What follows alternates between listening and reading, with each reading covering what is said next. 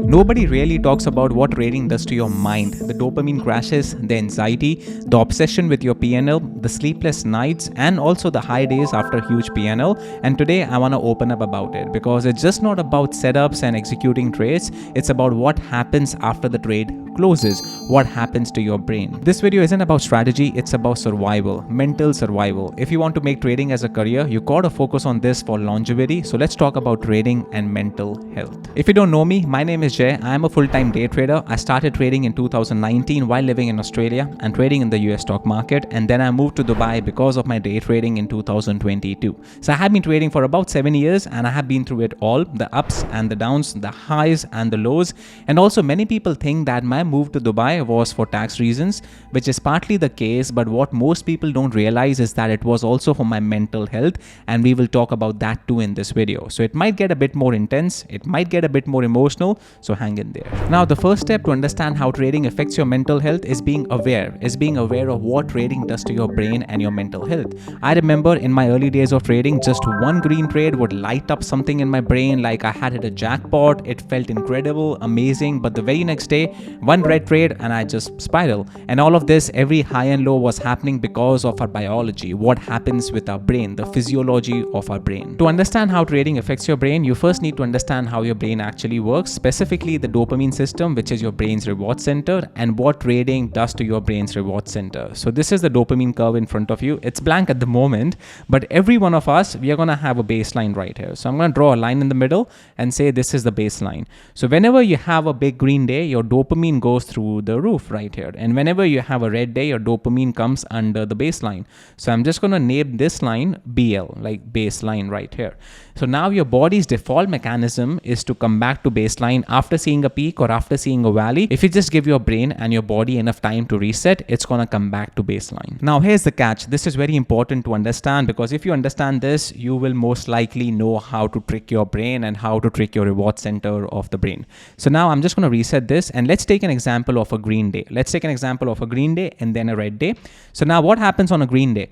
Let's draw the baseline again right here. So just let's focus on a green day. You had a green day yesterday, and maybe you had your record green day. You maybe made like $1,000 or $10,000, whatever the amount is, it's going to be different for you. But let's say you had a green day.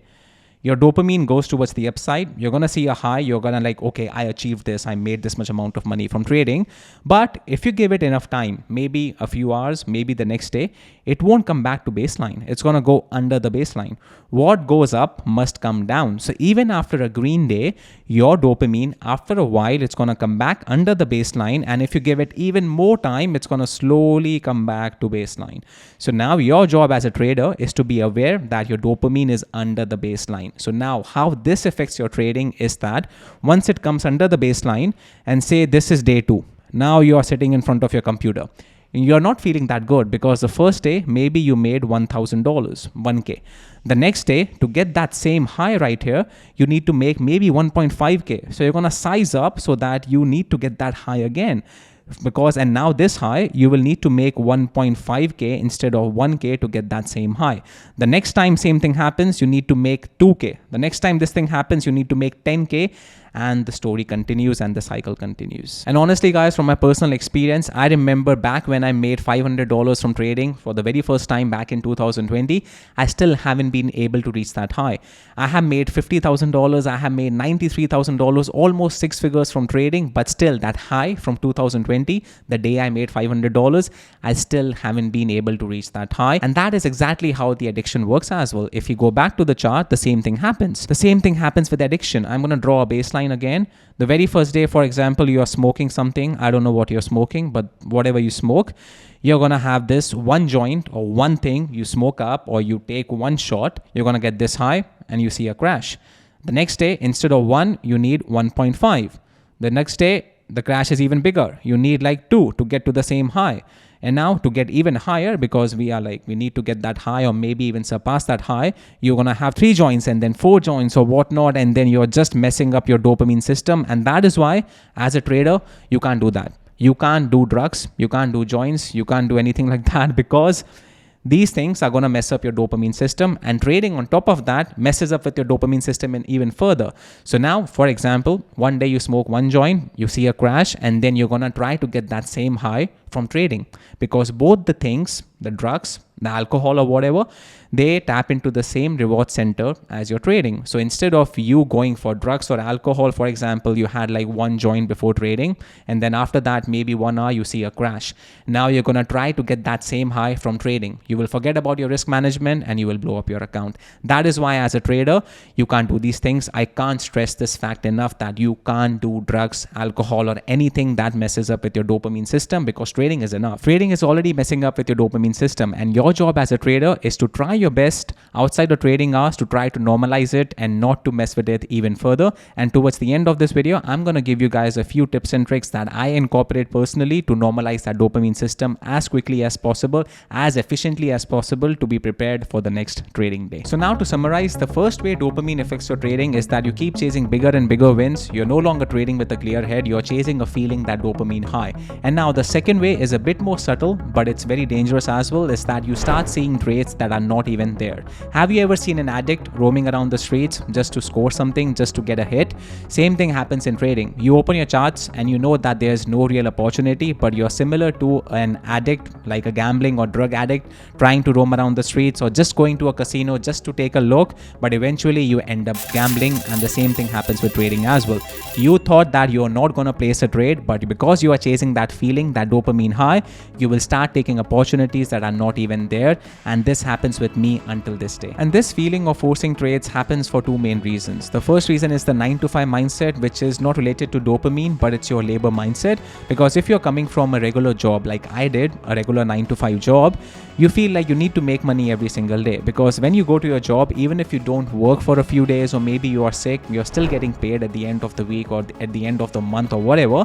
But in trading, that feeling needs to go. In trading, you might have to wait for a few days, if not weeks, for the perfect playbook setup. And especially if you're a day trader, you might see that setup maybe once in a week or twice in a week. And on the other days, you have to take a back seat, not even take a trade, or maybe lower your position sizing, which is completely different to the labor mindset, the 9 to 5 mindset. And the second reason for forcing trades is dopamine again. As I mentioned previously, you're not looking for opportunities. You are chasing that high, you are chasing that feeling, and you start forcing trades and you start manufacturing setups in your mind just to feel something, just to get that high again. And honestly, I'm still working on it, not trading on days when I don't see anything, just sitting out. I know it's hard, it's very hard. It's similar to asking a gambling addict or maybe a drug addict to not to take drugs or not to gamble their money. It's very difficult because it's the same reward pathway, it's the same dopamine system, and we need to do our best to try to control it and not take a trade when the opportunity is not there. So now that you know how trading affects your mental health and how mental health affects your trading, because it's a two-way relationship. A lot of traders, they talk about mental health, you need to meditate, you need to work out, you need to be happy in order to trade well, but they forget the other part of the story, is that trading is also affecting your mental health. It's a two-way relationship. So now let's talk about what you can actually do about it. This is the main thing. You can't change the physiology of your brain, you can't change the biology of your brain, but once you understand how it actually works, you got to find ways to normalize it. By it, I mean your dopamine curve. So now the first way to normalize your dopamine curve is a detox, dopamine detox. A lot of people talk about it, and yes, I won't tell you to drink this, to drink that, to buy this, to buy that. No. What gets your dopamine back to healthy levels is just time away from that addiction. Same applies to people who are addicted to drugs or gambling. You just need time away from the thing you're addicted to. So this can be in the form of taking a day off from trading, especially if you have a big green day or a big red day, because as I mentioned, if you have a big green day, I'm going to mark it down as green. You're going to see a huge peak followed by a huge valley. But if you just give it enough time, it's going to come back to baseline maybe after 1 or 2 days, or maybe even after 3 days. And especially the bigger the curve, the bigger the peak, bigger the valley, and it's going to take a bit more longer. So instead of taking like 6 or 7 hours or maybe 10 hours for your dopamine to get back to baseline, it might take 1 or 2 days. Same thing happens when you see a big red day. I'm going to mark it as red. The bigger the valley, it's going to take a while for your dopamine to come back to baseline right here, right? So you need to give it enough time, and especially the bigger the red day or the bigger the green day, the best thing is to size down the next day, or maybe not even take a trade the next day for your dopamine to come back to baseline. Also, over the weekend, take 1 day off the charts completely and use the other day to look at your mistakes from the prior day, journal and prepare the game plan for the next week. Once in a while, go on a vacation. Personally, last 2 weeks of December are like dopamine detox for me, because especially it's the end of the year, I want to prepare myself for the new year. And also historically, the market is choppy towards the end of the year. And also my stats show me to take a step back because I'm usually red the last 2 weeks of December. Now, the second way you can normalize a dopamine curve is routine. I'm a big fan of it because especially for experienced traders and especially if you're a day trader, this is really important. Like for example, you had a big red day today and detox means you take tomorrow off, but tomorrow you might actually see a playbook opportunity and the best opportunity of the month. So what do? Do you take a day off or do you actually execute on that trade? And that's why routine is very important. It actually grounds you, and if you have a good daily routine, it's going to help you normalize your dopamine curve within the next 24 hours. My personal daily routine is a non-negotiable for me. I do the same thing every single day from Monday to Friday, on usually Saturdays as well. On Sunday I give myself a bit more leverage, but the core aspects of my daily routine are actually borrowed from Andrew Huberman. He has a really good YouTube channel, so if you want to learn more about your body and your dopamine system and everything, watch all of his podcasts on his YouTube channel. So my routine involves 5 major components. The first one is 7 to 8 hours of sleep every single day. Wake up early around 6 to 7 a.m. Look at the sunrise and look at the sunset, which is unfortunately not possible for me because the US market in Dubai opens at 5:30 p.m. So that means during the sunset, I'm actually in front of my computer trying to make some money from trading. And then usually I go to bed around 9 or 10 p.m. This is actually the main reason of moving to Dubai, which I mentioned earlier, because people think that it's for taxes, which is a bonus because honestly in the past 3 or 4 months in 2025 itself, I have saved more than 6 figures in taxes just by moving to Dubai, and also having a much better life here because of sleep. In Australia, the US market opens anywhere between 11:30 p.m. to 1:30 a.m. because both Australia and US, they both switch time zones. That means you're going through 4 time zone changes in a year, which is really bad. It doesn't matter if you're a night person or a morning person, but if you're going through 4 time zone changes, especially because of your work and trading at night in front of the charts, doesn't matter if you go to bed at 1 a.m., 2 a.m. or 3 a.m., but if you're in front of the charts, in front of the screens at 1:30 a.m. with all the emotional and the mental triggers that you go through and the emotional swings you go through when actually trading, it messes up with your sleep. You can go to bed at 3 a.m., 4 a.m., 5 a.m., doesn't matter what, it messes up with your sleep and your dopamine system. So personally, yes, I struggled a lot in Australia because I had a full-time job in the morning as well for the first 2 years of my trading journey. I quit my job in July 2021. So from 2019 January, February until July 2021, that is more than 2 years, I was juggling between my full-time job in the morning and trading at night. So basically, I was not even sleeping from Monday to Friday, and I used to sleep for 10 or 12 hours on Saturday or Sunday. Because imagine this, the market opens at 1:30 a.m. I am trading from 1:30 a.m. I'm actually there at around 12:30 a.m. From 12:30 a.m. to around 3 a.m. or 3:30 a.m. And if I have a red day, I'm not able to go to sleep. I'm not able, like even if I go to bed, I'm not able to sleep actually.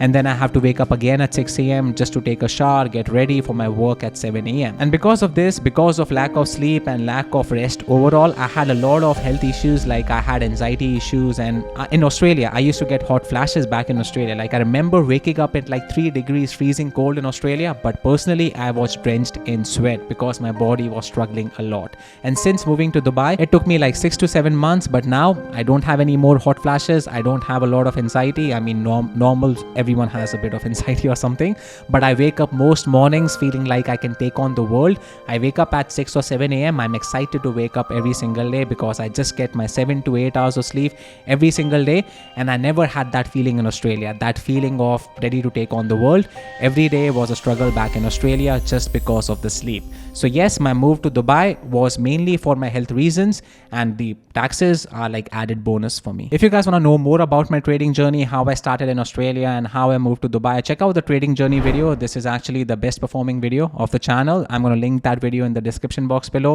and towards the end of this video. Now the second aspect of my daily routine is meditate, journal or whatever. So I have these phases where I journal and meditate a lot, and then sometimes I don't meditate but I journal, and journaling is also a form of meditation, but just being mindful of your own body. And meditation helps you to be mindful of your own emotions, which is actually going to help you when trading. So for example, you are placing a trade, you will be able to go in depth in your body and you will be like, okay, is this trade a good trade or I'm just acting based on my emotions, right? So meditation will just help you be self-aware of what is happening in your body. The third aspect of my daily routine is workout. It's the best thing you can do, but just don't go overboard. Don't burn yourself out. Personally, this is just based on my experience. I actually like to go for a run or maybe some sort of cardio after a big red day, because after a big red day, if I increase my heart rate by doing cardio, going for a run, jogging, anything, it just helps me reset. That's what I feel like. I just feel amazing after doing that. But overall, I do strength training 3 to 4 times in a week at the gym. Then I do cardio 1 to 2 times in a week, and overall I get like 4 to 6 workouts in a week. Also, I have a dog, so I get like 6 to 7,000 steps without even trying, like dog walks and stuff. So yeah, overall just have a healthy lifestyle, because the benefits of working out are like infinite, both for your mental and your physical health. Now, the fourth aspect of my daily routine is nutrition. So if you don't know, foods also hit the same reward pathway, dopamine. So yeah, just have a proper diet, minimize processed foods, packaged foods, minimize your sugar intake, indulge once in a while, it's completely okay, but on a daily basis, just have a wholesome diet, because if you eat healthy, you're going to work out good, you're going to feel good, and you're going to perform better when trading. This is not a fitness channel, but this is just what I do. And the fifth and the last aspect of my daily routine, and this is very important, guys. Listen to me. Enjoy your life. Be happy. Find happiness in the small moments in your life. Like honestly, if waking up early or just looking at the sunrise is making you feel good, that's it. Your dopamine system is working fine. If you want to feel good by buying a car, by having joints, by doing this or by doing that, it's not healthy. If working out motivates you, if working out makes you feel better, if looking at the sunrise makes you feel better, if having that cup of coffee, which also spikes up your dopamine but not as bad as drugs, it's making you feel good, that is okay. Your dopamine system is working fine. But if you're feeling sad, if you want to have that big green day just to feel happy, your dopamine system is fucked up, and you need to watch this video 3 or 5 times in order to reset your dopamine system. Finally, before we end this video, talk about it. Talk about your issues. Find a community or maybe a friend who actually understands trading. Our community is one of the real ones out there, so you can join ours with the help of the link in the description box below. But even if it's not our community, you can join any other community, or maybe find a group of friends who actually trade, so that you can bounce off your ideas and share your feelings. Because just last week, I remember a lot of our members in the Discord community, they were actually having a chat how trading is affecting their life, how trading is affecting their mental health, how trading is actually good for them, how trading is bad for them. So yeah, sharing all these feelings, it's going to help you a lot with your trading career. So now finally, the market doesn't owe you anything. You owe yourself your peace and mental health and your financial freedom as well. If used correctly, your mental health and your brain, it's actually your biggest edge in the market compared to algorithms and all the automated traders. Being calm and executing in a flow state of mind is your edge against these algos. If your mind is not stable, even the best strategy won't save you. And if this video hits home, drop a comment down below, like this video and subscribe to my channel if you're new. Thank you for watching, and I will see you guys in the next video. And remember, you are more than your red days.